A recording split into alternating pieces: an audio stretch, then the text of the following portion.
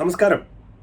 വളരെയധികം സന്തോഷം തരുന്ന രണ്ട് കാര്യങ്ങൾ ഇന്ന് നിങ്ങളുമായിട്ട് ഷെയർ ചെയ്യാനാണ് ഞാൻ ഈ വീഡിയോയിൽ വന്നിരിക്കുന്നത്.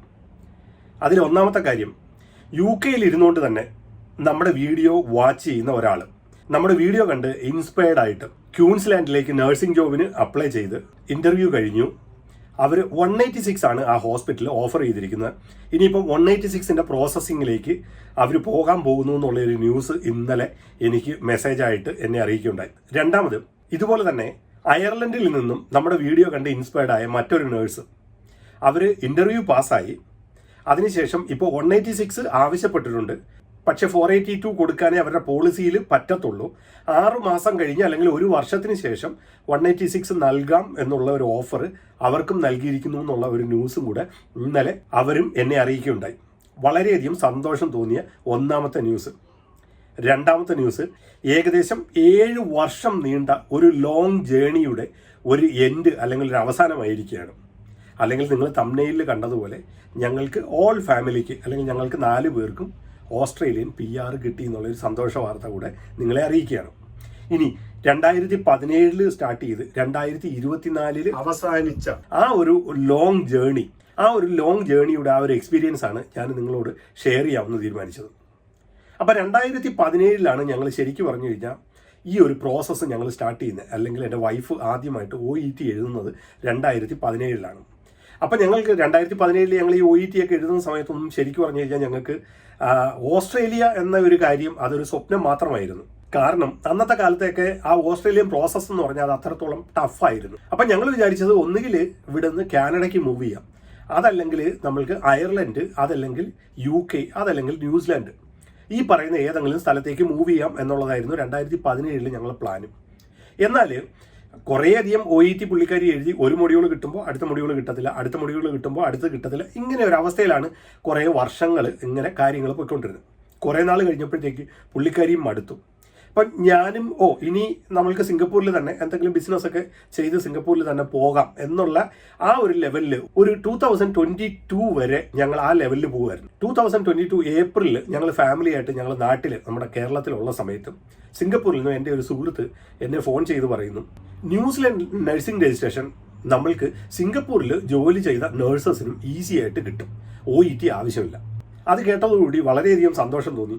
കാരണം OET എന്ന് പറഞ്ഞാൽ അതൊരു ഭയങ്കര ടഫായ ഒരു കടമ്പയാണ്. അതിനെ ബൈപ്പാസ് ചെയ്യാനുള്ള ഒരു പോയിന്റ് നമ്മളുടെ മുമ്പിലേക്ക് വന്നിരിക്കുകയാണ്. അപ്പോൾ അതിൻ്റെ ബാക്കിയുള്ള പ്രോസസ്സിനെ കുറിച്ചൊക്കെ പുള്ളിക്കാരനോട് ചോദിച്ചപ്പം പുള്ളിക്കാരൻ അറിഞ്ഞുകൂടാ. അതിനെക്കുറിച്ച് ശരിക്ക് ഒരു ഐഡിയ ഉള്ള ആളുകൾ ആരും തന്നെ ഞങ്ങളുടെ ഫ്രണ്ട്സ് സർക്കിളിൽ ഒന്നുമില്ല. യൂട്യൂബിലൊക്കെ കയറിയൊക്കെ ഞങ്ങളൊന്ന് തപ്പിപ്പിടിച്ചൊക്കെ നോക്കിയിട്ടും അതിലൊന്നും പറയത്തക്ക രീതിയിലുള്ള ഇൻഫർമേഷൻ ഒന്നും കിട്ടുന്നില്ല. അപ്പം ഞങ്ങൾ രണ്ടുപേരോട് തീരുമാനിച്ചു, ശരി ഇനി സെൽഫായിട്ട് സ്വയമായിട്ട് നമ്മൾ കാര്യങ്ങൾ ചെയ്യാം എന്നുള്ള ഒരു തീരുമാനത്തിലേക്ക് എത്തിയും അതിൻ്റെ ആദ്യപടിയായ CGFNSൻ്റെ വെരിഫിക്കേഷൻ പ്രോസസ്സ് ഞങ്ങൾ സ്റ്റാർട്ട് ചെയ്യുകയും ചെയ്തു. അപ്പോൾ ഈ CGFNS എന്ന് പറയുന്നത് അത് ന്യൂസിലൻഡ് ബേസ്ഡ് ആയിട്ടുള്ള ഒരു കമ്പനിയല്ല, അത് US ബേസ്ഡ് ആയിട്ടുള്ള ഒരു കമ്പനിയാണ്. ഈ കമ്പനിയുടെ ജോലി എന്താണെന്ന് ചോദിച്ചാൽ ഇവർ നമ്മളുടെ എഡ്യൂക്കേഷൻ ക്വാളിഫിക്കേഷൻ, നമ്മുടെ എക്സ്പീരിയൻസ്, അങ്ങനെ നമുക്ക് ന്യൂസിലൻഡ് നഴ്സിംഗ് കൗൺസിലിൽ നമ്മൾക്ക് രജിസ്ട്രേഷൻ എടുക്കാൻ ആവശ്യമായ എന്തെല്ലാം കാര്യങ്ങളാണോ ന്യൂസിലൻഡ് നഴ്സിംഗ് കൗൺസിലിന് വേണ്ടത് ആ ക്വാളിഫിക്കേഷൻസ് എല്ലാം നമ്മൾക്കുണ്ട് എന്നുള്ളത് ഉറപ്പുവരുത്തി അതിൻ്റെ ഡോക്യുമെൻറ്റേഷൻ എല്ലാം കംപ്ലീറ്റ് ചെയ്ത് ന്യൂസിലൻഡ് നഴ്സിംഗ് കൗൺസിലിൽ സബ്മിറ്റ് ചെയ്യുന്ന ഒരു ജോലിയാണ് ശരിക്കും പറഞ്ഞാൽ ഈ CGFNSനുള്ളത്. അപ്പോൾ ഞങ്ങൾ CGFNSൻ്റെ പ്രോസസ്സ് സ്റ്റാർട്ട് ചെയ്തു. അപ്പോൾ പ്രോസസ്സ് സ്റ്റാർട്ടായപ്പം അതിൽ തന്നെ സിംഗപ്പൂർ നഴ്സിംഗ് കൗൺസിലിൽ നിന്നുള്ള ഒരു ലെറ്റർ ഈ CGFNSന് പോകണം. അതോടൊപ്പം തന്നെ ഇന്ത്യൻ നഴ്സിംഗ് കൗൺസിലിൽ നിന്നുള്ള ഒരു ലെറ്റർ CGFNSന് പോകണം. പിന്നെ അത് കഴിഞ്ഞിട്ട് നമ്മുടെ എഡ്യൂക്കേഷൻ സർട്ടിഫിക്കറ്റുകളൊക്കെ നമുക്ക് വെരിഫൈ ചെയ്യണം. അങ്ങനെ കുറേയധികം കാര്യങ്ങളുണ്ടായിരുന്നു. അതൊക്കെ ഞങ്ങൾ ക്ലിയർ ചെയ്തു. ഞങ്ങൾ ഇത് ന്യൂസിലാൻഡ് നഴ്സിംഗ് കൗൺസിൽ CGFNS അവരുടെ റിപ്പോർട്ട് സബ്മിറ്റ് ചെയ്ത 2ാം ദിവസം ഞങ്ങൾക്ക് ന്യൂസിലാൻഡിൽ കേസ് ഓഫീസർ അസൈൻഡായി. അപ്പം ഞങ്ങളുടെ പ്രതീക്ഷ എന്താണെന്ന് ചോദിച്ചാൽ കാനഡ, അയർലൻഡ്, UK, USA ഈ 4 രാജ്യങ്ങളിൽ നിന്നുള്ളവർക്ക് ന്യൂസിലാൻഡ് രജിസ്ട്രേഷൻ കിട്ടാൻ OETയുടെ ആവശ്യമില്ല. അപ്പോൾ സിംഗപ്പൂരിനെയും ആ ഒരു കാറ്റഗറിയിൽ ഉൾപ്പെടുത്തിയിട്ടുണ്ട് എന്നുള്ള ന്യൂസ് വന്നതിൻ്റെ അടിസ്ഥാനത്തിലാണ് ഞങ്ങൾ കാര്യങ്ങളെല്ലാം ചെയ്തത്. CGFNS ഞങ്ങളുടെ റിപ്പോർട്ടും കാര്യങ്ങളെല്ലാം ന്യൂസിലൻഡ് നഴ്സിംഗ് കൗൺസിലിൽ സബ്മിറ്റ് ചെയ്യുന്നു. CGFNSൻ്റെ ഭാഗത്തു നിന്നുള്ള എല്ലാ പ്രോസസ്സും അവർ കംപ്ലീറ്റ് ചെയ്യുന്നു. അതിനുശേഷം ന്യൂസിലൻഡിൽ 2 ദിവസത്തിനുള്ളിൽ ന്യൂസിലൻഡ് നഴ്സിംഗ് കൗൺസിലിൽ നിന്ന് ഞങ്ങൾക്കൊരു കേസ് മാനേജർ അസൈൻഡായി. ഈ കേസ് മാനേജർ അസൈൻഡായി ഒരു 2ാം ദിവസം അവിടെ നിന്നും ഞങ്ങൾക്കൊരു ഇമെയിൽ വരുന്നു. സിംഗപ്പൂരിനെ OET വേണ്ട എന്നുള്ള രാജ്യങ്ങളുടെ ലിസ്റ്റിൽ നിന്നും ഞങ്ങൾ എടുത്തു മാറ്റിയിരിക്കുന്നു എന്ന് പറഞ്ഞിട്ട് ഒരു ഇമെയിൽ ഞങ്ങൾക്ക് വരുന്നു. വീണ്ടും നമ്മുടെ പ്രതീക്ഷകളൊക്കെ അവിടെ അസ്തമിച്ചു. കാരണം ഈ ഒരു ന്യൂസിലൻഡ് നഴ്സിംഗ് രജിസ്ട്രേഷൻ നമ്മൾക്ക് കിട്ടിയാൽ അറ്റ്ലീസ്റ്റ് ന്യൂസിലൻഡിലെങ്കിലും പോവാം എന്നുള്ളൊരു പ്രതീക്ഷയിലാണ് നമ്മളിത് ചെയ്തത്. പക്ഷേ ആ ഒരു പ്രതീക്ഷയും അവിടെ അസ്ഥാനത്തായി. അതിനുശേഷം പിന്നെ വൈഫ് വളരെയധികം വാശിയോടുകൂടി ഇനി ഇത് നേടിയെടുത്തേ അടങ്ങൂ എന്നുള്ളൊരു വാശിയിൽ വൈഫിൻ്റെ ഒരു ഫ്രണ്ട് ഇവരെല്ലാം വീണ്ടും നിരന്തരമായി ഒരു OET വീണ്ടും എഴുതാൻ തുടങ്ങി. OET എഴുതി. അങ്ങനെ 2023 സെപ്റ്റംബർ മാസത്തിൽ എൻ്റെ വൈഫിന് ന്യൂസിലൻഡ് രജിസ്ട്രേഷൻ കിട്ടാനുള്ള OETയുടെ എല്ലാ മൊഡ്യൂളുകളും കംപ്ലീറ്റ് ചെയ്തു. ന്യൂസിലൻഡ് നഴ്സിംഗ് കൗൺസിലിൽ രജിസ്ട്രേഷന് വേണ്ടിയിട്ട് സബ്മിറ്റ് ചെയ്യുന്നു. വിതിൻ 7 ഡേയ്സിനുള്ളിൽ ന്യൂസിലൻഡ് നഴ്സിംഗ് കൗൺസിലിൽ നമുക്ക് രജിസ്ട്രേഷൻ കിട്ടും. അപ്പോഴും നമുക്ക് ഈ ന്യൂസിലൻഡിൽ നിന്നും ഓസ്ട്രേലിയയിലേക്ക് ടാസ്മാൻ ട്രാൻസ് പാത്വേ എന്ന് പറയുന്ന ഒരു പാത്വേ ഉണ്ടെന്നും ന്യൂസിലൻഡ് നഴ്സിംഗ് രജിസ്ട്രേഷൻ ഉള്ളവർക്ക് ഓസ്ട്രേലിയയിൽ ഈസി ആയിട്ട് നഴ്സിംഗ് രജിസ്ട്രേഷൻ കിട്ടും എന്നുള്ളതിനെക്കുറിച്ച് ഞങ്ങൾക്ക് വലിയ ഐഡിയ ഒന്നുമില്ല. അങ്ങനെ ഞാൻ എൻ്റെ ഈ കഴിഞ്ഞ നമ്മുടെ വീഡിയോകളിലൊക്കെ ഒരു മൈഗ്രേഷൻ ഏജന്റിനെ കുറിച്ചും മൈഗ്രേഷൻ ലോയറെ കുറിച്ചൊക്കെ ഞാൻ നിങ്ങളോട് പറഞ്ഞിട്ടുണ്ടായിരുന്നു. നിങ്ങൾക്ക് അവരുടെ സപ്പോർട്ട് എന്തെങ്കിലും വേണമെങ്കിൽ തീർച്ചയായിട്ടും നിങ്ങളെ ഞാൻ അവർക്ക് കണക്ട് ചെയ്ത് തരാമെന്നുള്ള. അപ്പോൾ അതിലെ ആ ഒരു മൈഗ്രേഷൻ ഏജന്റുമായിട്ട് കാര്യങ്ങളെല്ലാം സംസാരിച്ചപ്പോൾ ഞങ്ങൾക്ക് ഓൾമോസ്റ്റ് കാര്യങ്ങളെല്ലാം ക്ലിയർ ആയി. അങ്ങനെ ഞങ്ങൾ ന്യൂസിലൻഡ് നഴ്സിംഗ് രജിസ്ട്രേഷൻ വെച്ചിട്ട് ഞങ്ങൾ ഓസ്ട്രേലിയൻ നഴ്സിംഗ് ഏജൻസിയായ അല്ലെങ്കിൽ ഓസ്ട്രേലിയൻ ഗവൺമെൻറ് ഫേമായ അഫ്രയ്ക്ക് ഞങ്ങൾ നഴ്സിംഗ് രജിസ്ട്രേഷന് ഞങ്ങൾ സബ്മിറ്റ് ചെയ്യുന്നു. 11 ദിവസത്തിനുള്ളിൽ അഫ്രയുടെ നഴ്സിംഗ് രജിസ്ട്രേഷൻ ഞങ്ങൾക്ക് കിട്ടുന്നു. അപ്പോൾ ഞങ്ങൾക്കൊരു പ്രതീക്ഷയായി. ഇനിയിപ്പോൾ നമ്മൾക്ക് ഓസ്ട്രേലിയയിൽ നമ്മൾക്ക് ഈസി ആയിട്ട് നമുക്ക് എവിടെയെങ്കിലും നമുക്ക് ജോബ് ഫൈൻഡ് ചെയ്യാം എന്നുള്ളത്. അപ്പം അതിന് ഞങ്ങൾ ഓസ്ട്രേലിയയിൽ കുറച്ച് ഇൻഡീഡ്, അതോടൊപ്പം തന്നെ സീക്ക്, അതോടൊപ്പം തന്നെ ലിങ്ക്ഡൈൻ പോലെയുള്ള ചില വെബ്സൈറ്റുകളിലൊക്കെ ഞങ്ങൾ പോകുന്നു, ജോബ് സെർച്ച് ചെയ്യുന്നു. പക്ഷേ ഞാൻ എൻ്റെ കഴിഞ്ഞ വീഡിയോകളിലൊക്കെ ഞാൻ സീക്കാണ് ഓസ്ട്രേലിയയിലെ 90% ജോബ് ഓപ്പർച്യൂണിറ്റികളും വരുന്ന ഒരു വെബ്സൈറ്റ് എന്ന് ഞാൻ പറയാൻ കാരണം എൻ്റെ എക്സ്പീരിയൻസിൻ്റെ പുറത്താണ്. അപ്പം ഞങ്ങൾ സീക്ക് വഴിയാണ് ഏറ്റവും കൂടുതൽ ഞങ്ങൾ ഓസ്ട്രേലിയയിൽ ജോബ് സെർച്ച് ചെയ്തത്. അങ്ങനെ കുറേയധികം എംപ്ലോയീസിനെ ഞങ്ങൾ സെർച്ച് ചെയ്ത് കുറേയധികം എംപ്ലോയീസിന് നമ്മുടെ CVയും കാര്യങ്ങളൊക്കെ ഞങ്ങൾ അയച്ചു. അപ്പം അതിൽ നിന്നും കുറച്ച് പേര് നമ്മളെ സോർട്ട് ചെയ്തു. പക്ഷേ ഒരുപാട് പേരും പറഞ്ഞ ഒരു കാര്യം എന്താണെന്ന് വെച്ചാൽ ആർക്കും നമ്മൾക്ക് PR വിസ തരാൻ പറ്റത്തില്ല. എല്ലാവർക്കും 482 എന്ന വർക്ക് വിസ മാത്രമേ തരാൻ പറ്റൂ. നമ്മൾ അവിടെ ചെന്നതിന് ശേഷം 2 വർഷത്തിന് ശേഷം മാത്രമേ ഇവർക്ക് നമ്മൾക്ക് PR അപ്ലൈ ചെയ്യാനുള്ള ആ ഒരു എംപ്ലോയറുടെ സ്പോൺസർഷിപ്പ് നമ്മൾക്ക് കിട്ടും. ഒട്ടുമിക്ക ആളുകളും അങ്ങനെ തന്നെയാണ് പറഞ്ഞത്. 482 തരാൻ പറ്റും, 196 ഞങ്ങൾക്ക് തരാൻ സാധിക്കില്ല. അങ്ങനെ പ്രതീക്ഷയോടെ ഞങ്ങൾ വീണ്ടും കൂടുതൽ ആപ്ലിക്കേഷൻ ഇട്ടുകൊണ്ടിരുന്നു. കൂടുതൽ ആളുകൾ ഞങ്ങളെ ഇൻ്റർവ്യൂവിന് വിളിക്കാൻ തുടങ്ങി. ആ സമയത്ത് ശരിക്കും പറഞ്ഞു കഴിഞ്ഞാൽ ക്രിസ്മസ് വന്നു, ന്യൂ ഇയർ വന്നു, ഇതിൻ്റെയൊക്കെ ഒരു ലോങ് ഹോളിഡേയ്സ് ഓസ്ട്രേലിയയിൽ വന്നു. ആ സമയത്ത് നമ്മുടെ ഒരു സമയത്തൊക്കെ ആരും വിളിക്കാത്ത ഒരവസ്ഥയായി. കാരണം ഒരു ജനുവരി 15 വരെയൊക്കെ ഇൻ്റർവ്യൂവിന് ആരും വിളിക്കാത്ത ഒരവസ്ഥ. കാരണം എല്ലാ സ്ഥാപനങ്ങളുടെയും മീൻസ് എസ്പെഷ്യലി ഹോസ്പിറ്റലുകളുടെ എല്ലാം HR ഡിപ്പാർട്ട്മെൻറ്റുകൾ, അതോടൊപ്പം തന്നെ റിക്രൂട്ടിംഗ് ഡിപ്പാർട്ട്മെൻറ്റുകൾ എല്ലാം അതിൽ വർക്ക് ചെയ്യുന്ന ആളുകളെല്ലാം ഹോളിഡേക്ക് പോയിരിക്കുകയാണ്. അതുകൊണ്ട് തന്നെ ഇൻ്റർവ്യൂ ഒന്നും ഇല്ലാത്ത ഒരവസ്ഥയായി. അപ്പോഴ് മനസ്സുകൊണ്ട് ഒരു പ്രയാസം തോന്നി. ഇതിൻ്റെ ഇടയ്ക്കൂടെ ഒരു റൂമർ വെളിയിൽ വന്നു. ഈ 2024 ജനുവരി മാസം മുതൽ ഓസ്ട്രേലിയയിൽ പുതിയൊരു ചേഞ്ചസ് വരുന്നു. ഈ 186 അല്ലെങ്കിൽ PR വിസ എംപ്ലോയേഴ്സിന് കൊടുക്കുന്നതിൽ ചില മാനദണ്ഡങ്ങൾ ഗവൺമെന്റ് പുതുതായിട്ട് കൊണ്ടുവരാൻ പോകുന്നു എന്നുള്ളതിന്റെ അടിസ്ഥാനത്തിൽ നമ്മുടെ സീക്ക് പോലുള്ള വെബ്സൈറ്റുകളിൽ ലിസ്റ്റ് ചെയ്തിരുന്ന ഓൾമോസ്റ്റ് എല്ലാ എംപ്ലോയേഴ്സും ഈ 186 എന്ന ഓഫർ അവരെല്ലാവരും പിൻവലിച്ചു. അതോടുകൂടി ഞങ്ങൾക്ക് വലിയ വിഷമമായി. കാരണം നമ്മളുടെ ഒരു പ്രതീക്ഷ എന്ന് പറഞ്ഞാൽ 186 ആണ്, മീൻസ് PR വിസയാണ് ഞങ്ങളുടെ ഒരു പ്രതീക്ഷ എന്ന് പറയുന്നത്. അതിനുശേഷം ഞങ്ങൾ വീണ്ടും ഈ പറയുന്ന പോലെ ക്ഷമയോടെ ഞങ്ങൾ വെയിറ്റ് ചെയ്തു. ഏകദേശം ജനുവരി മാസം 15-ാം തീയതി ഞങ്ങൾക്ക് ഓസ്ട്രേലിയയിലെ വങ്കരാട്ട എന്ന് പറയുന്ന, അല്ലെങ്കിൽ മെൽബണിലെ, വിക്ടോറിയ സ്റ്റേറ്റിലെ മെൽബണിലെ വങ്കരാട്ട എന്ന് പറയുന്ന സ്ഥലത്തു നിന്നുള്ള ഒരു ഹോസ്പിറ്റലിൽ നിന്നും ഒരു ഇൻ്റർവ്യൂവിൻ്റെ ഇൻവിറ്റേഷൻ കിട്ടുന്നു.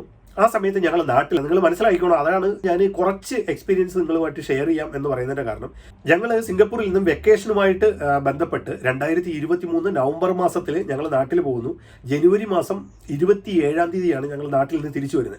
അപ്പോൾ ഈ ഇൻ്റർവ്യൂകളെല്ലാം ഞങ്ങൾ അറ്റൻഡ് ചെയ്യുന്നത് സൂം മീറ്റിംഗ് വഴിയും അതോടൊപ്പം തന്നെ ഗൂഗിൾ മീറ്റ് വഴിയൊക്കെയാണ്. ഞങ്ങൾ നാട്ടിലിരുന്നുകൊണ്ട്, നമ്മുടെ നാട്ടിലെ വീട്ടിലിരുന്നുകൊണ്ടാണ് ഞങ്ങൾ ഈ ഇൻ്റർവ്യൂസ് എല്ലാം അറ്റൻഡ് ചെയ്തുകൊണ്ടിരിക്കുന്നത്. അപ്പം ഞാൻ പറഞ്ഞു വരുന്ന പോയിന്റ് എന്താണെന്ന് ചോദിച്ചാൽ, ചില ആളുകൾക്ക് ഒരു സംശയം ഉണ്ടാവും, നമുക്ക് നാട്ടിലിരുന്നുകൊണ്ട് തന്നെ ഈ ഇൻ്റർവ്യൂ ഒക്കെ അറ്റൻഡ് ചെയ്ത് നമുക്ക് ഓസ്ട്രേലിയയിൽ ഒരു ജോലി നമുക്ക് സ്വന്തമാക്കാൻ സാധിക്കുമോ എന്ന് സംശയമുള്ള ആളുകൾക്ക് വേണ്ടിയിട്ടാണ് ഞാനിത് പറയുന്നത്. തീർച്ചയായിട്ടും നമ്മൾക്ക് നാട്ടിലിരുന്നുകൊണ്ട് തന്നെ നമുക്ക് ഓസ്ട്രേലിയയിൽ ഒരു ഇൻ്റർവ്യൂ പാസ്സായി നമ്മൾക്ക് ഒരു PR പോലുള്ള വിസകൾ നമ്മൾക്ക് കിട്ടും എന്നുള്ളത് ഞങ്ങളുടെ എക്സ്പീരിയൻസ് വെച്ച് ഞങ്ങൾ ഷെയർ ചെയ്യുകയാണ്. അപ്പോൾ ജനുവരി മാസം 15-ാം തീയതി ഞങ്ങൾ ഒരു ഇൻ്റർവ്യൂ വരുന്നു. ആ ഇൻ്റർവ്യൂവിന് ഞങ്ങൾ അറ്റൻഡ് ചെയ്യുന്നു.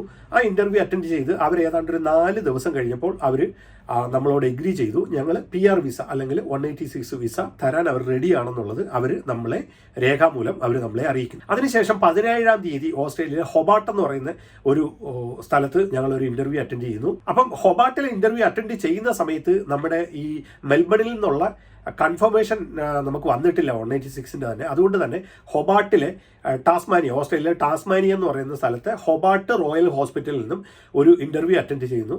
അവർ 19-ാം തീയതി അവർ ഞങ്ങളെ ഒഫീഷ്യലി ഞങ്ങളെ അറിയിക്കുന്നു, നിങ്ങൾക്ക് 186 അല്ലെങ്കിൽ PR വിസ തരാൻ ഞങ്ങൾ തയ്യാറാണെന്നുള്ളത്. അപ്പോൾ 2 സ്ഥലത്തു നിന്നും ഒരേ സമയം 2 സ്ഥലത്തു നിന്നും 2 186 വിസ അല്ലെങ്കിൽ PR വിസയുടെ ഓഫർ ഞങ്ങൾക്ക് കിട്ടുന്നു. അപ്പോൾ ഞങ്ങൾ ആകെ കൺഫ്യൂഷനായി, ടാസ്മാനിക്ക് പോകണോ അതോ മെൽബണിന് പോകണോ എന്നുള്ളത്. അതിനെക്കുറിച്ച് പിന്നീട് ഞങ്ങൾ ഓസ്ട്രേലിയയിലുള്ള ചില സുഹൃത്തുക്കളുമായിട്ടൊക്കെ ഞങ്ങൾ സംസാരിച്ചപ്പോൾ അതിൽ ഭൂരിഭാഗം ആളുകളും പറഞ്ഞത് ടാസ്മാനിയ എന്ന് പറഞ്ഞാൽ കുറച്ച് തണുപ്പ് കൂടുതലുള്ള സ്ഥലമാണ്, അതെന്ന് പറഞ്ഞ ഒരു ദ്വീപാണ്. നിങ്ങൾ അവിടേക്ക് പോയാലും നമ്മൾ ഈ 186 അവർ തരുന്നതുകൊണ്ട് തന്നെ ആദ്യത്തെ 2 വർഷം നമ്മൾ ആ ഹോസ്പിറ്റലിൽ വർക്ക് ചെയ്യണം. ആ 2 വർഷത്തെ അവരുമായിട്ടുള്ള കോൺട്രാക്ട് കഴിഞ്ഞ് കഴിയുമ്പോൾ നമ്മൾക്ക് ഓസ്ട്രേലിയയിൽ എവിടെ വേണമെങ്കിലും പോയി നമുക്ക് വർക്ക് ചെയ്യാം, അല്ലെങ്കിൽ ഏത് സ്റ്റേറ്റിലോട്ട് നമുക്ക് മാറാം എന്നുള്ളതാണ് അതിൻ്റെ ഒരു കണ്ടീഷൻ. അപ്പോൾ ടാസ്മാനിയയിൽ നമ്മൾ അവരുമായിട്ടുള്ള കോൺട്രാക്ട് അനുസരിച്ചിട്ട് നമ്മൾ 2 വർഷം നമ്മൾ വർക്ക് ചെയ്ത് കഴിഞ്ഞാൽ ആ 2 വർഷത്തിന് ശേഷം ഒട്ടുമിക്ക ആളുകളും അവർ മെയിൻലാൻഡിലേക്ക് അല്ലെങ്കിൽ സിഡ്നി, മെൽബൺ, അതല്ലെങ്കിൽ ബ്രിസ്ബെയിൻ പോലെയൊക്കെയുള്ള സ്ഥലത്തേക്ക് മാറി വരിക ചെയ്യുന്നത്. അപ്പം മെൽബണിൽ നിന്നും ഇത്തരത്തിലൊരു ഓഫർ കിട്ടിയിട്ടുണ്ടെങ്കിൽ തീർച്ചയായിട്ടും നിങ്ങൾ അത് അക്സെപ്റ്റ് ചെയ്യുന്നതായിരിക്കും നല്ലത് എന്നുള്ള എൻ്റെ സുഹൃത്തുക്കളുടെ ആ ഒരു ഉപദേശവും, അതോടൊപ്പം തന്നെ ഈ ഞങ്ങൾ പോകുന്ന ഈ വങ്കരാട്ട എന്ന് പറയുന്ന സ്ഥലം എന്ന് പറഞ്ഞാൽ ഏകദേശം ഒരു 20,000-ന് മുകളിലുള്ള പോപ്പുലേഷനുള്ള എല്ലാ സൗകര്യങ്ങളുമുള്ള ഒരു സിറ്റിയാണ്. മീൻസ് യൂണിവേഴ്സിറ്റി, സ്കൂളുകൾ, KFC, മക്ഡൊണാൾഡ്സ്, വലിയ വലിയ സൂപ്പർ മാർക്കറ്റുകൾ, അങ്ങനെ എല്ലാ സംവിധാനങ്ങളും മീൻസ് എല്ലാ ഫെസിലിറ്റികളും ഉള്ള ഒരു സിറ്റിയാണ് വങ്കരാട്ട എന്ന് പറയുന്നത്. മെൽബണിൽ നിന്നും ഏകദേശം ഒരു 2 മണിക്കൂർ പ്ലസ് 2 മണിക്കൂർ 30 മിനിറ്റ് ആ റേഞ്ചിൽ ഡ്രൈവിംഗ് ഡിസ്റ്റൻസ് ഉള്ള ഒരു സ്ഥലമാണ് ഈ വങ്കരാട്ട എന്ന് പറയുന്നത്. അങ്ങനെ ഞങ്ങൾ വങ്കരാട്ട ഹോസ്പിറ്റലിൻ്റെ ഫൈനലി ഞങ്ങൾ ചൂസ് ചെയ്യുന്നു. നമ്മുടെ റോയൽ ഹൊബാർട്ടിൻ്റെ ഓഫർ ഞങ്ങൾ റിജക്റ്റ് ചെയ്തു. അവരെ ഞങ്ങൾ അറിയിക്കുന്നു ഞങ്ങൾക്ക് താല്പര്യമില്ല എന്ന് ഞങ്ങൾ അറിയിക്കുന്നു. ഇവിടെ ഞങ്ങളുടെ വിസയുടെ പ്രോസസ്സിംഗ് ഒക്കെ ഞങ്ങൾ സ്റ്റാർട്ട് ചെയ്യുന്നു. ഞങ്ങളുടെ വിസയുടെ പ്രോസസ്സിംഗ് എന്ന് പറഞ്ഞാൽ പിന്നീട് ഞങ്ങൾ PR-ന് സബ്മിറ്റ് ചെയ്യാൻ വേണ്ട കുറേയധികം കാര്യങ്ങൾ വേണമായിരുന്നു. ഒന്ന് സിംഗപ്പൂരിൽ നിന്നുള്ള പോലീസ് ക്ലിയറൻസ് വേണമായിരുന്നു, രണ്ടാമത് നാട്ടിൽ നിന്നുള്ള പോലീസ് ക്ലിയറൻസ് വേണമായിരുന്നു. പിന്നെ അതിനുശേഷം നമ്മുടെ ലാസ്റ്റ് 10 വർഷത്തിനുള്ളിലുള്ള നമ്മുടെ കംപ്ലീറ്റ് ട്രാവൽ ഹിസ്റ്ററിയും വേണമായിരുന്നു. യഥാർത്ഥത്തിൽ ശരിക്കും പറഞ്ഞാൽ ഞങ്ങൾക്ക് ഇന്ത്യയിൽ നിന്നുള്ള പോലീസ് ക്ലിയറൻസ് ഞങ്ങൾക്ക് ആവശ്യമില്ലായിരുന്നു. ഞാനത് നിങ്ങൾക്ക് ക്ലിയർ ആയിട്ട് പറഞ്ഞുതരാം എന്തുകൊണ്ടാണ് ആവശ്യമില്ലാത്തതെന്ന്. ഒരുപാട് പേർക്ക് ഇത്തരത്തിലുള്ള ഡൗട്ട്സുകളൊക്കെ ഈ പ്രോസസ്സ് ചെയ്യുന്ന ആളുകൾക്കുണ്ട്. അതൊന്ന് ക്ലിയർ ചെയ്യാൻ വേണ്ടിയിട്ടാണ്. നമ്മൾ ഓസ്ട്രേലിയയിലെ നിയമം അനുസരിച്ചിട്ട് നമ്മൾ ഏതൊരു രാജ്യത്തും നമ്മൾ ലാസ്റ്റ് 10 ഇയേഴ്സിനുള്ളിൽ നമ്മൾ 12 മാസമോ അതിന് മുകളിലോ നമ്മളൊരു രാജ്യത്ത് നമ്മൾ സ്റ്റേ ചെയ്തിട്ടുണ്ടെങ്കിൽ മാത്രം, സ്റ്റേ ചെയ്യുക എന്ന് പറഞ്ഞാൽ 12 മാസം നമ്മുടെ ടോട്ടൽ ഡ്യൂറേഷൻ. എക്സാമ്പിൾ ഞാനിപ്പോൾ പറഞ്ഞുതരാം. നമ്മളിപ്പോൾ എല്ലാവരും പ്രവാസികളാണ്. ഇപ്പോൾ ഈ വർഷം നമ്മൾ 1 മാസം നമ്മൾ നാട്ടിൽ പോയി നിൽക്കുന്നു, അടുത്ത വർഷം നമ്മൾ 1 മാസം പോയി നിൽക്കുന്നു. അങ്ങനെ നമ്മൾ 10 വർഷം നമ്മൾ വെക്കേഷന് നമ്മൾ ഓരോ മാസം നിന്ന് കഴിഞ്ഞാൽ 10 വർഷത്തിനുള്ളിൽ നമുക്ക് 10 മാസമാണ് നമ്മൾക്ക് ടോട്ടലി നമ്മൾ ഇന്ത്യയിൽ നമ്മൾ സ്റ്റേ ചെയ്തിരിക്കുന്നത്. അപ്പോൾ നമുക്ക് ഇന്ത്യൻ PCC ഇങ്ങനെയുള്ള സ്റ്റേജിൽ നമുക്ക് വേണ്ട. പിന്നെ എങ്ങനെയാണെന്ന് വെച്ചാൽ 11 മാസവും 29 ദിവസവും നമ്മൾ ഇന്ത്യയിൽ നമ്മൾ പലപ്പോഴായി നമ്മൾ സ്റ്റേ ചെയ്തിട്ടുണ്ടെങ്കിലും നമ്മൾക്ക് ഇന്ത്യൻ PCC അല്ലെങ്കിൽ പോലീസ് ക്ലിയറൻസിൻ്റെ ആവശ്യമില്ല. നമ്മൾ 12 മാസമോ അതല്ലെങ്കിൽ 12 മാസത്തിന് മുകളിലോ നമ്മൾ ഇന്ത്യയിൽ സ്റ്റേ ചെയ്തിട്ടുണ്ടെങ്കിൽ മാത്രമാണ്, അല്ലെങ്കിൽ ഇന്ത്യയിൽ പല പ്രാവശ്യങ്ങളായിട്ട് നമ്മൾ പോയി നിന്ന് തിരിച്ച് വന്നിട്ടുണ്ടെങ്കിലാണ് നമ്മൾക്ക് ഇന്ത്യൻ PCC വേണ്ടത്. ഇത് പ്രത്യേകം നിങ്ങൾ നോട്ട് ചെയ്തോണം. അപ്പം എന്നെ സംബന്ധിച്ചെന്ന് പറഞ്ഞാൽ ഞാൻ ഈ കൊറോണ ടൈമിൽ നാട്ടിൽ പോയി ഏകദേശം ഒരു 8 മാസത്തോളം ഞാൻ നാട്ടിൽ സ്റ്റക്കായി പോയായിരുന്നു. അതുകൊണ്ട് തന്നെ കഴിഞ്ഞ 10 ഇയേഴ്സിനുള്ളിൽ 10 വർഷത്തിനുള്ളിൽ എനിക്ക് എൻ്റെ ടോട്ടൽ സ്റ്റേയിങ് ഡ്യൂറേഷൻ ഇന്ത്യയിലുള്ളത് ഏകദേശം 12 മാസത്തിന് മുകളിൽ പോയായിരുന്നു. എൻ്റെ വൈഫ് പ്രഗ്നൻ്റ് ആയിരിക്കുന്ന സമയത്ത് പുള്ളിക്കാരി ഒരു 3-4 മാസത്തോളം നാട്ടിൽ നിന്നായിരുന്നു. അതുകൊണ്ട് തന്നെ പുള്ളിക്കാരിന് 10 വർഷത്തിനകത്ത് പുള്ളിക്കാരിക്കും 12 മാസം ക്രോസ് ചെയ്തുകൊണ്ടാണ് ഞങ്ങൾക്ക് 2 പേർക്കും പോലീസ് ക്ലിയറൻസ് വേണ്ടത്. പിന്നെ ചിൽഡ്രൻസിനൊന്നും വേണ്ട. അപ്പം പോലീസ് ക്ലിയറൻസ്, പക്ഷേ ആ ഒരു കാര്യത്തിൽ നമ്മുടെ ഇപ്പോഴത്തെ ഇന്ത്യ ഗവൺമെൻറ്റിനെ അഭിനന്ദിക്കാതിരിക്കാൻ യാതൊരു തരത്തിലുള്ള നിർവാഹവുമില്ല. അതിൻ്റെ കാരണം എൻ്റെ ഫേസ്ബുക്ക് പേജിൽ ഞാനൊരു വീഡിയോ ആയിട്ട് തന്നെ ഞാൻ ചെയ്തിട്ടുണ്ട്. ശരിക്കും പറഞ്ഞു കഴിഞ്ഞാൽ സിംഗപ്പൂരിൽ ഞാൻ നമ്മുടെ സിംഗപ്പൂർ ഹൈക്കമ്മീഷനിൽ അല്ലെങ്കിൽ എംബസിയിൽ പോയിട്ട് ഞങ്ങൾ PCCക്ക് പോലീസ് ക്ലിയറൻസിന് അപ്ലൈ ചെയ്യുന്നു. ഞങ്ങൾക്ക് ആ പോലീസ് ക്ലിയറൻസ് ഇവിടുന്ന് ഇന്ത്യയിൽ പോയി അവിടുത്തെ ക്ലിയറൻസ് കഴിഞ്ഞ് അതിൻ്റെ റിപ്പോർട്ട് ഏകദേശം 4 വർക്കിംഗ് ഡേയ്സിനകത്ത് ഞങ്ങൾക്ക് സിംഗപ്പൂരിൽ കിട്ടി എന്നുള്ളത് ഞങ്ങളെ സംബന്ധിച്ചിടത്തോളം വളരെയധികം ആശ്ചര്യമുണ്ടായ ഒരു സംഭവം. കാരണം 4 ദിവസത്തിനുള്ളിൽ ഒരു റിപ്പോർട്ട് ഇന്ത്യയിൽ ചെന്ന് ഇന്ത്യയിൽ നിന്ന് ആ റിപ്പോർട്ട് തിരിച്ച് സിംഗപ്പൂരിൽ അതിൻ്റെ പോലീസ് ക്ലിയറൻസ് വന്നു എന്നുള്ളത് അത് വളരെയധികം അത്ഭുതമുള്ള ഒരു കാര്യമാണ്. ആ ഒരു കാര്യത്തിൽ നമ്മുടെ ഇന്ത്യ ഗവൺമെൻറ് എഫിഷ്യൻസിയെ ഞാൻ അഭിനന്ദിക്കാതിരിക്കാൻ യാതൊരു നിർവാഹവുമില്ല കേട്ടോ. അപ്പം PCC പോലീസ് ക്ലിയറൻസ് ഞങ്ങൾ അങ്ങനെ ഇന്ത്യയിൽ നിന്ന് എടുത്തു. അതിനുശേഷം ഞങ്ങൾക്ക് സിംഗപ്പൂരിൽ നിന്നും ഓസ്ട്രേലിയയിലേക്ക് ചെല്ലുന്നതിന് ഞങ്ങൾക്ക് റീലൊക്കേഷൻ പാക്കേജ് എന്നുള്ള ഒരു രീതിയിൽ എന്ന് പറഞ്ഞാൽ നമ്മൾ ഈ സിംഗപ്പൂരിൽ നിന്ന് ഇവിടുന്ന് അങ്ങോട്ടേക്ക് ചെല്ലാൻ വേണ്ടിയിട്ട് ഞങ്ങൾക്ക് $10,000 ഹോസ്പിറ്റൽ ഞങ്ങൾക്ക് ഓഫർ ചെയ്തത്. $10,000 എന്ന് പറഞ്ഞാൽ എനിക്ക് തോന്നുന്നു ഏകദേശം ഒരു 5 ലക്ഷത്തിനും 6 ലക്ഷത്തിനും ഇടയ്ക്കുള്ള ഒരു എമൗണ്ട് ഞങ്ങൾക്ക് ഫ്രീ ആയിട്ട് ഞങ്ങൾക്ക് ഹോസ്പിറ്റൽ ഓഫർ ചെയ്തു. അതിനുശേഷം നമ്മുടെ PR പ്രോസസ്സ് ചെയ്യാൻ അല്ലെങ്കിൽ PR-ൻ്റെ കാര്യങ്ങളൊക്കെ പ്രോസസ്സ് ചെയ്യാൻ വേണ്ടിയിട്ട് ഈ ഹോസ്പിറ്റലിൻ്റെ തന്നെ ഒരു മൈഗ്രേഷൻ ലോയറെ അവർ നമ്മൾക്ക് ഏർപ്പാട് ചെയ്തു തന്നു. എൻ്റെ വൈഫിൻ്റെ PR-ൻ്റെ പ്രോസസ്സിംഗ് ഫീ ആയ ഏകദേശം ഒരു $4,800 സംതിങ് അത് ഹോസ്പിറ്റലിൽ തന്നെ അവർ പേ ചെയ്തു.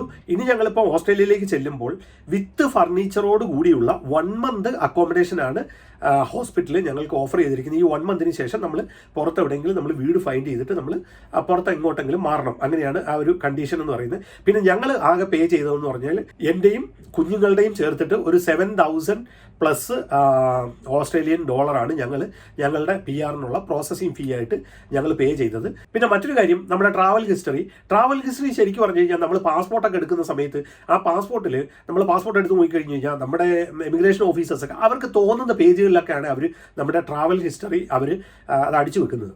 അപ്പം നമ്മളെ സംബന്ധിച്ച് നമ്മൾ നോക്കുമ്പോൾ വലിയ പ്രയാസമാണ് നമ്മുടെ ഇൻ ആൻഡ് ഔട്ട്.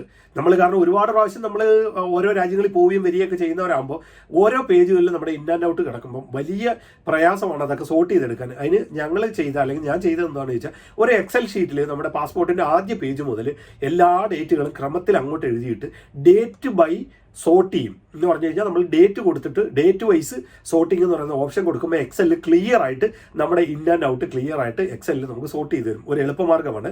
നിങ്ങൾ ഈ പ്രോസസ്സിന് ശ്രമിക്കുന്നവർക്ക് പരീക്ഷിക്കാവുന്ന ഏറ്റവും നല്ലൊരു മാർഗ്ഗമാണ്. അപ്പോൾ അങ്ങനെ ഈ വക ഡോക്യുമെൻറ്റ്സ് എല്ലാം ട്രാവൽ ഹിസ്റ്ററി ഈ വക ഡോക്യുമെൻറ്റ്സുകളെല്ലാം ഞങ്ങൾ ഓസ്ട്രേലിയയിലേക്ക് സബ്മിറ്റ് ചെയ്യുന്നു. ഞങ്ങൾ സബ്മിറ്റ് ചെയ്തത് ശരിക്ക് ഞങ്ങളുടെ നോമിനേഷൻ സബ്മിറ്റ് ചെയ്യുന്നത് മാർച്ച് മാസം 7-ാം തീയതിയാണ്. മാർച്ച് മാസം 7-ാം തീയതി നോമിനേഷൻ സബ്മിറ്റ് ചെയ്തു. മാർച്ച് മാസം 9-ാം തീയതി ഞങ്ങളുടെ നോമിനേഷൻ അപ്രൂവ് ആയി മെഡിക്കലിനുള്ള ലെറ്റർ വരുന്നു. 11-ാം തീയതി സിംഗപ്പൂരിലുള്ള സാറ്റ എന്ന് പറയുന്ന SITA എന്ന് പറയും. സാറ്റ എന്ന് പറയുന്ന ഒരു ക്ലിനിക് ഉണ്ട് ഞങ്ങളുടെ വീടിന് തൊട്ടടുത്തായിട്ട് തന്നെയാണ്. ബെഡോക്ക് എന്ന് പറയുന്ന ഒരു സ്ഥലത്താണ്. ഞങ്ങൾ 11-ാം തീയതി അവിടെ പോകുന്നു. അപ്പം ഞങ്ങൾ അവിടെ ചെല്ലുന്നു. അവിടെ നമ്മൾക്ക് ബ്ലഡ് ടെസ്റ്റ് ഉണ്ട്. അതിൽ നമുക്ക് TB അതോടൊപ്പം തന്നെ HIV ഇങ്ങനെ കുറേ കാര്യങ്ങളൊക്കെ അവർ അവിടെ ചെക്ക് ചെയ്യുന്നുണ്ട്. അപ്പം ആ വക കാര്യങ്ങളെല്ലാം ഞങ്ങളുടെ ടെസ്റ്റ് ചെയ്യുന്നു. എൻ്റെ 6 വയസ്സുള്ള മോൾക്കും TB ടെസ്റ്റ് ഉണ്ടായിരുന്നു. അപ്പം അതെല്ലാം കംപ്ലീറ്റ് ചെയ്തു. അതിനുശേഷം 11-ാം തീയതി ഞങ്ങളുടെ മെഡിക്കൽ കഴിയുന്നു. 13-ാം തീയതി എൻ്റെയും വൈഫിൻ്റെയും ഇളയ മോളുടെയും മെഡിക്കൽ റിസൾട്ട് ഓസ്ട്രേലിയൻ ഗവൺമെന്റിന്റെ വെബ്സൈറ്റിൽ അപ്ഡേറ്റ് ആവുന്നു. 2ാമത്തെ മോളുടെ മെഡിക്കൽ റിപ്പോർട്ട് 15-ാം തീയതിയും ഓസ്ട്രേലിയൻ ഗവൺമെന്റിന്റെ വെബ്സൈറ്റിൽ അപ്ഡേറ്റ് ആവുന്നു. അന്ന് മുതൽ ഞങ്ങൾ വെയിറ്റ് ചെയ്തിരിക്കുകയാണ് എന്നാണ് ഞങ്ങളുടെ PR അപ്രൂവ് ആവുന്നത് എന്നുള്ള രീതിയിൽ ഞങ്ങൾ വെയിറ്റ് ചെയ്തിരിക്കുകയാണ്. പിന്നെ ഞങ്ങൾക്ക് ഒരു സമാധാനം എന്താണെന്ന് ചോദിച്ചു കഴിഞ്ഞാൽ ഞങ്ങളുടെ നോമിനേഷൻ അപ്രൂവ് ആയി, ഞങ്ങളുടെ മെഡിക്കൽ എല്ലാം ക്ലിയർ ആയി. അതുകൊണ്ട് തന്നെ ജസ്റ്റ് ഫൈനൽ അപ്രൂവൽ മാത്രം കിട്ടിയാൽ മതി. അത് കിട്ടും എന്നുള്ള പ്രതീക്ഷയോടെ ഓരോ ദിവസവും ഞങ്ങൾ അങ്ങനെ വെയിറ്റ് ചെയ്ത് അങ്ങനെ ഇരിക്കാൻ തുടങ്ങി. അപ്പോൾ ഇതിനിടയിൽ ഓസ്ട്രേലിയയിൽ വേറൊരു കാര്യം കൂടെ സംഭവിച്ചു.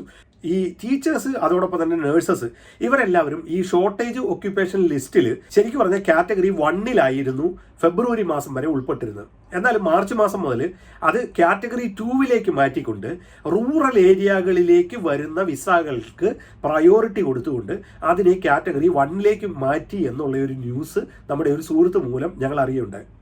അപ്പോൾ അത് കേട്ടപ്പോൾ വളരെയധികം നിരാശ തോന്നി. കാരണം ഇത് കാറ്റഗറി 2-ലോട്ടൊക്കെ മാറിക്കഴിഞ്ഞ് കഴിഞ്ഞാൽ നമ്മൾക്ക് 3 മാസം മുതൽ 10 മാസം വരെ നമ്മുടെ വിസ അപ്രൂവ് ആവാനുള്ള സമയമെടുക്കും. കാരണം കാറ്റഗറി 1-നാണ് അവർ പ്രയോറിറ്റി കൊടുക്കുന്നത്. അങ്ങനെ ഞങ്ങൾ വെയിറ്റ് ചെയ്തിരുന്നു. മാർച്ച് മാസം കഴിഞ്ഞു, ഏപ്രിൽ മാസം കഴിഞ്ഞു, മെയ് മാസവും ഞങ്ങൾ ഇങ്ങനെ ചെക്ക് ചെയ്തുകൊണ്ടിരിക്കുക. അങ്ങനെ മെയ് മാസം 10-ാം തീയതി ഉച്ചയ്ക്ക് ഞാനിങ്ങനെ കമ്പ്യൂട്ടറിൽ സ്റ്റാറ്റസ് ജസ്റ്റ് ചെക്ക് ചെയ്ത് നോക്കിയപ്പോൾ ഞങ്ങളുടെ എല്ലാവരുടെയും PR അപ്രൂവ് ആയി കിടക്കുന്നു. അത് കഴിഞ്ഞ് ഒരു 15 മിനിറ്റ് കഴിഞ്ഞപ്പം ഓസ്ട്രേലിയയിൽ നിന്ന് നമ്മുടെ മൈഗ്രേഷൻ ലോയറിൻ്റെ ഇമെയിൽ വരുന്നു, നിങ്ങളുടെ PR അപ്രൂവ് ആയിരിക്കുന്നു എന്നുള്ള സന്തോഷ വാർത്ത അറിയിച്ചുകൊണ്ട്. ഈ ശരിക്കും പറഞ്ഞാൽ ഈ 2017 സ്റ്റാർട്ട് ചെയ്ത ഈ വലിയൊരു ജേണി അങ്ങനെ 2024 7 വർഷം കൊണ്ട് അത് കംപ്ലീറ്റ് ആയി. ഇന്ന് ഓസ്ട്രേലിയൻ PR കിട്ടി എന്നുള്ള ആ ഒരു സന്തോഷ വാർത്ത അല്ലെങ്കിൽ ഒരു സന്തോഷ വർത്തമാനത്തിൽ എത്തി നിൽക്കുന്നു എന്നുള്ള ഒരു സന്തോഷം നിങ്ങളുമായിട്ട് പങ്കിടാനും, അതോടൊപ്പം തന്നെ നമ്മുടെ വീഡിയോ കണ്ട 2 പേർക്ക് ജോബ് ഓപ്പർച്യൂണിറ്റി കിട്ടിയിരിക്കുന്നു. പിന്നെ മറ്റൊരു കാര്യം കൂടെ ഞാൻ പറയാൻ മറന്നുപോയി. നമ്മുടെ വീഡിയോയ്ക്ക് താഴെ തന്നെ വന്ന് ക്യൂൻസ്ലാൻഡ് പോലീസ് ഫോഴ്സിലേക്ക് നമ്മൾ വേക്കൻസികളെ കുറിച്ച് നമ്മളൊരു വീഡിയോ ചെയ്തായിരുന്നു. അതിൻ്റെ താഴെ തന്നെ വന്ന് 2 പേര് കമൻറ്റ് ചെയ്തിട്ടുണ്ട്, അവർ അപ്ലൈ ചെയ്തിട്ടുണ്ടെന്ന് പറഞ്ഞിട്ട്. വേറൊരാൾ ഫേസ്ബുക്ക് മെസ്സഞ്ചറിൽ എനിക്കൊരു മെസ്സേജ് അയച്ചായിരുന്നു, അദ്ദേഹം അപ്ലൈ ചെയ്തിട്ടുണ്ടെന്ന് പറഞ്ഞിട്ട്. ഇതൊക്കെ കേൾക്കുമ്പോൾ മനസ്സിന് ഒരു ഭയങ്കര സന്തോഷമാണ്. അപ്പോൾ 2017 ഞങ്ങൾ സ്റ്റാർട്ട് ചെയ്ത ഒരു ലോങ് ജേർണി 24 ഓസ്ട്രേലിയൻ PR എന്ന ഞങ്ങൾക്ക് ചിന്തിക്കാൻ പോലും പറ്റാത്ത ആ ഒരു സ്വപ്നത്തിലേക്ക് എത്തി നിൽക്കുന്നു എന്നുള്ള ആ ഒരു എക്സ്പീരിയൻസ് നിങ്ങളുമായിട്ട് ഷെയർ ചെയ്യാനാണ് ഞാൻ ഇന്ന് ഈ വീഡിയോയിൽ വന്നിരിക്കുന്നത്. മറ്റൊരു കാര്യം കൂടെ ഞാൻ നിങ്ങളോട് പറയാൻ ആഗ്രഹിക്കുന്നു. തീർച്ചയായിട്ടും ഈ പ്രോസസ്സിങ്ങിൻ്റെ 99% കാര്യങ്ങളും ഞങ്ങൾ സെൽഫായിട്ട് തന്നെയാണ് ചെയ്തത്. അതുകൊണ്ട് തന്നെ ഈ ഓസ്ട്രേലിയൻ പ്രോസസ്സുമായി ബന്ധപ്പെട്ട് എന്തെങ്കിലും സംശയങ്ങളോ ഡൗട്ട്സോ എന്ത് കാര്യങ്ങളുണ്ടെങ്കിലും നിങ്ങൾക്ക് തീർച്ചയായിട്ടും നമ്മുടെ ഫേസ്ബുക്കിൻ്റെ കമൻറ്റ് ബോക്സിലോ അതോടൊപ്പം തന്നെ യൂട്യൂബിൽ കമൻറ്റായിട്ടോ ഒക്കെ നിങ്ങൾക്ക് രേഖപ്പെടുത്താം. എൻ്റെ കഴിവിൻ്റെ പരമാവധി എൻ്റെ അറിവിനുള്ളിൽ നിന്നുകൊണ്ട് എത്രത്തോളം മറുപടികൾ നിങ്ങൾക്ക് തരാൻ സാധിക്കുമോ അത്രയും പേർക്ക് ഞാൻ മറുപടികൾ തരാൻ ഞാൻ ശ്രമിക്കാം. എപ്പോഴും ഞാൻ പറയുന്ന പോലെ തന്നെ വീണ്ടും ഞാൻ പറയുന്നു, ഒരു മൈഗ്രേഷൻ ലോയറുടെയോ ഒരു മൈഗ്രേഷൻ ഏജന്റിൻ്റെയോ ഒക്കെ സപ്പോർട്ട് നിങ്ങൾക്ക് വേണമെങ്കിൽ തീർച്ചയായിട്ടും അവരെ കോൺടാക്ട് ചെയ്യാനുള്ള വഴികളൊക്കെ ഞാൻ നിങ്ങൾക്ക് തരാം. അവരുടെ കോൺടാക്ട് നമ്പറും കാര്യങ്ങളും ഒക്കെ നിങ്ങൾക്ക് തരാം. അപ്പം നിങ്ങൾക്കും ഞങ്ങൾ ഈ പോയ വഴികളിലൂടെ നിങ്ങൾക്ക് ഓസ്ട്രേലിയൻ PR സ്വന്തമാക്കാം. അതല്ലെങ്കിൽ മറ്റുള്ള മാർഗങ്ങളിലൂടെ എങ്ങനെ ഓസ്ട്രേലിയയിൽ എത്താം, എങ്ങനെ ഓസ്ട്രേലിയൻ PR സ്വന്തമാക്കാം എന്നുള്ളതിൻ്റെ കുറച്ച് വീഡിയോസൊക്കെ ഞാൻ ഇതിൻ്റെ താഴെ ചെയ്തിട്ടുണ്ട്. മറക്കാതെ നിങ്ങൾ പോയി കാണുക. ധാരാളം ജോബ് വേക്കൻസികളെ കുറിച്ചിട്ടുള്ള വീഡിയോകളും നമ്മൾ ചെയ്തിട്ടുണ്ട്. വീഡിയോകൾക്കെല്ലാം നല്ല റെസ്പോൺസാണ് നമ്മൾക്ക് യൂട്യൂബിൽ നിന്നും നിങ്ങളിൽ നിന്നും ഒക്കെ കിട്ടിക്കൊണ്ടിരിക്കുന്നത്. തീർച്ചയായിട്ടും നിങ്ങളുടെ സപ്പോർട്ടിനൊക്കെ ഒരുപാട് നന്ദി. ഇനിയും കൂടുതൽ ജോബ് വേക്കൻസീസുമായിട്ടുള്ള ധാരാളം വീഡിയോകളുമായിട്ട് ഞാൻ നിങ്ങളുടെ മുമ്പിലേക്ക് വരും. അതോടൊപ്പം തന്നെ ഓസ്ട്രേലിയ റിലേറ്റഡ് ആയിട്ടുള്ള ധാരാളം വീഡിയോകൾ, അത് നിങ്ങൾക്ക് ജോലിക്ക് അപ്ലൈ ചെയ്യുന്നതായാലും ഓസ്ട്രേലിയയിലെ ജീവിത രീതികളെ കുറിച്ചിട്ടുള്ളതായാലും അങ്ങനെ ധാരാളം വീഡിയോകൾ ഇനിയും നമ്മുടെ യൂട്യൂബ് ചാനൽ വഴി വരുന്നതായിരിക്കും. തീർച്ചയായിട്ടും ഇത്തരത്തിലുള്ള ഇൻഫർമേഷനൊക്കെ അപ് ടു ഡേറ്റ് ആയിട്ട് നിങ്ങളിലേക്ക് എത്തണമെങ്കിൽ നമ്മുടെ ചാനൽ മറക്കാതെ ഒന്ന് സബ്സ്ക്രൈബ് ചെയ്ത് വെച്ചോളൂ. തീർച്ചയായും ഇതുപോലുള്ള നല്ല നല്ല എക്സ്പീരിയൻസുകളും നല്ല നല്ല വീഡിയോകളുമായി ഞാൻ വീണ്ടും വരും. വീണ്ടും കാണും വരെ ഏവർക്കും ഗുഡ് ബൈ.